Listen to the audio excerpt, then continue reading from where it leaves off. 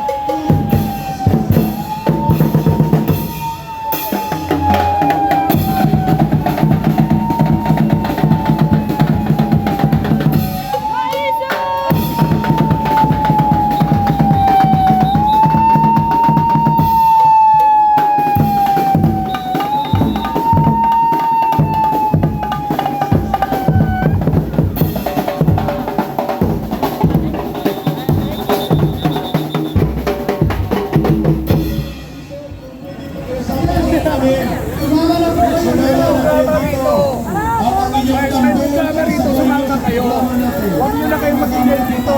So please proceed here. Dito po ang ating tablado.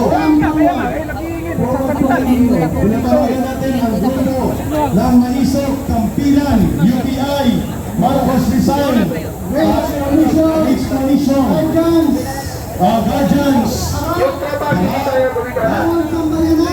Bawang Sambayanan, Mga master, pagtuloy po sa inyong mga Anti-Crime Crusaders, Anti-Crime Philippines, Sama Philippines Movement, PDP naman, Attorney Galing.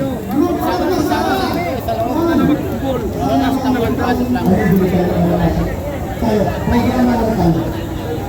Dito lang kung papasok ang libro, dito naman tayo. Await ko na naman, no? Mga kabayan. Sa mga maisip, welcome po kayo dito ng mga Pinoy. You will be given time to speak dito. Dalawang tatlong speakers para sa inyo. And then, i-coordinate natin ang ritmo ng inyong mga tambul. Tambul ng kapayapaan. Tawagin muna natin bago ang taga-maisip o taga-I-cares o hindi-cares. Patawagin muna natin Brother Oliver Beans, si retired Colonel Mitran sa kanyang pakikipagkaisa. And then si Brother Placido, ayaw niya ng Domingo, ang Placido Domingo.